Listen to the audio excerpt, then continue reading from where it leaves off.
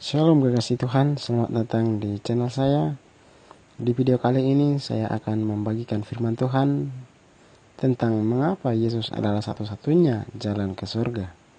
Sebelum mendengarkan video ini, jangan lupa like, komen, share, dan subscribe. Tuhan Yesus memberkati. Banyak orang telah mengkritik kekristenan dan orang-orang yang percaya kepada Yesus Kristus sebagai orang yang berpikiran terlalu sempit, karena kami memberitakan bahwa Yesus Kristus adalah satu-satunya jalan menuju keselamatan. Mereka menunjuk ke banyak agama lain di dunia dan berkata, bagaimana jalanmu bisa menjadi satu-satunya jalan? Salah satu jawaban atas pertanyaan ini adalah bahwa Yesus sendiri menyatakan bahwa Dia sebenarnya adalah Allah dalam daging. Aku dan Bapa adalah satu, di dalam Yohanes pasal 10 ayat 30. Dia yang telah melihat aku telah melihat Bapa. Di dalam Injil Yohanes pasal 14 ayat 9b. Yesus tidak memberikan orang Kristen pilihan lain selain berkhotbah bahwa hanya melalui iman dalam pengorbanan kematiannya di Kalvari kita dapat menerima keselamatan dari dosa-dosa kita. Yesus berkata kepadanya, Akulah jalan, kebenaran, dan hidup. Tidak seorang pun dapat datang kepada Bapa kecuali melalui aku atau Yesus. Di dalam Injil Yohanes pasal 14 ayat 6. Yesus mengaku sebagai Tuhan. Kita harus menilai pernyataannya tentang dirinya sebagai benar atau salah. Jadi Yesus adalah orang gila, pembohong, mitos, atau Dia hanya bual-bual, tetapi Dia, Yesus, benar-benar ada. Sebagian orang percaya bahwa semua agama di dunia pada dasarnya sama, tapi itu tidak benar. Kristen, Yahudi, dan Muslim percaya pada Tuhan pribadi yang telah mengungkapkan dirinya kepada umat manusia. Umat Buddha dan Hindu percaya bahwa Tuhan tidak bersifat pribadi dan tidak dapat diketahui. Tetapi Tuhan tidak bisa menjadi pribadi dan tidak pribadi. Kedua konsep itu tidak mungkin benar. Tetapi kekristenan juga berbeda dari semua agama lain di dunia dalam satu konsep yang sangat penting lainnya. Gagasan bahwa Tuhan mengulurkan tangan kepada manusia untuk menyelamatkannya. Karena manusia tidak berdaya untuk menyelamatkan dirinya sendiri. Setiap agama lain di dunia didasarkan pada upaya manusia untuk mencapai Tuhan. Agama-agama dunia ini mengajarkan bahwa manusia harus entah bagaimana melakukan perbuatan benar atau melakukan pelayanan keagamaan agar menjadi cukup baik untuk keselamatan. Untuk diselamatkan, seseorang harus berdoa berapa kali dengan cara tertentu, menghadap ke arah tertentu, atau dia harus memakai jenis pakaian keagamaan tertentu, atau dia harus mengunjungi kuil atau kuil agama tertentu, atau dia harus beribadah dengan cara tertentu. Beberapa agama membutuhkan pengorbanan dan bahkan penderitaan yang menyakitkan bagi orang percaya untuk menjadi suci di hadapan Tuhan. Beberapa agama ekstrim mengharuskan pemeluknya untuk memukul diri mereka sendiri dengan cambuk atau tongkat untuk menunjukkan pengabdian mereka kepada Tuhan.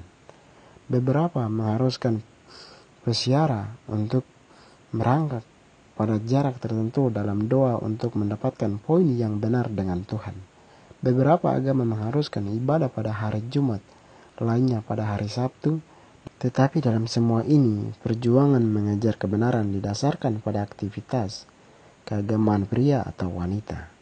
Dalam setiap sistem agama lain selain Kristen, skala spiritual menggantung di atas kepala individu dengan semua dosa yang telah mereka lakukan di satu sisi dan semua perbuatan benar mereka di sisi lain.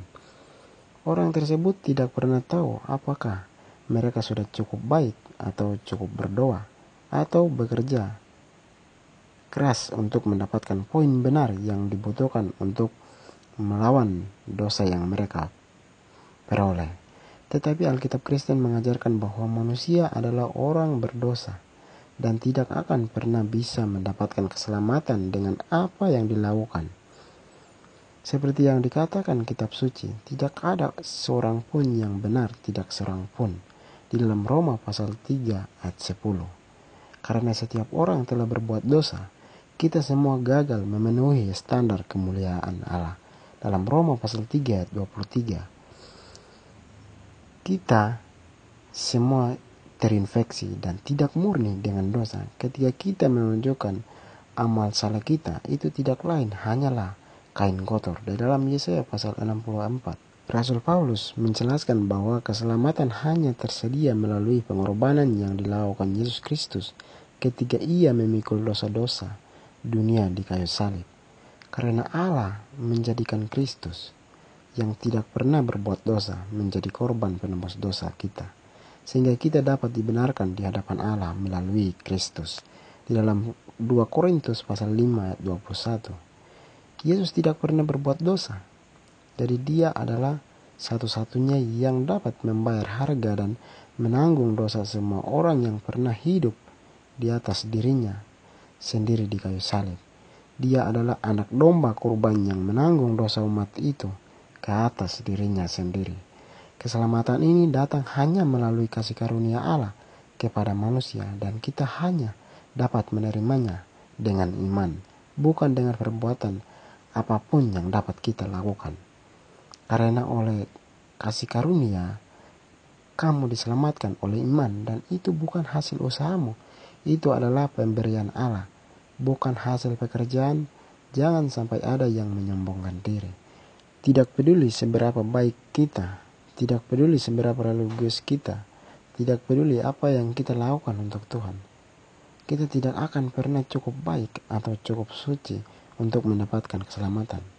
Setiap rencana keselamatan yang didasarkan pada upaya manusia pasti akan gagal. Tetapi Alkitab memberitahu kita bahwa keselamatan telah tersedia bagi kita karena Yesus datang ke bumi dan menanggung dosa-dosa kita di kayu salib. Karena Allah begitu mengasihi dunia sehingga dia memberikan anaknya yang tunggal, sehingga siapapun yang percaya kepadanya tidak binasa, tetapi memiliki hidup yang kekal. Di dalam Injil Yohanes pasal 3 ayat yang ke-16. Yang harus kita lakukan adalah percaya dan menerima apa yang Yesus lakukan untuk membawa keselamatan bagi kita. Tuhan telah memberi kita rahmat untuk menerima keselamatan. Kita menerima hadiah gratis. Yesus Kristus menyatakan dirinya sebagai anak Allah, juru selamat dunia. Sekarang kita perlu memutuskan bagaimana kita akan menanggapi panggilannya untuk ikuti Yesus. Yesus menyatakan bahwa dia sendiri adalah jalan, kebenaran dan hidup. Tidak ada yang bisa datang kepada Bapa kecuali melalui Yesus. Apakah kita akan mengambil langkah selanjutnya sekarang? Maukah kita mempercayai dia sebagai Tuhan dan Juru Selamat kita? Serahkanlah hidup kita ke dalam tangannya sekarang. Lakukan apa yang dia minta kita lakukan. Koknya ringan dan bebannya ringan. Dia meminta kita untuk percaya kepadanya. Dia meminta kita untuk dengan jujur mengakui dosa-dosa kita kepadanya. Dan untuk menerima pengampunan penuhnya, dia memiliki karunia khusus yang dia ingin berikan kepada kita, hidup yang kekal.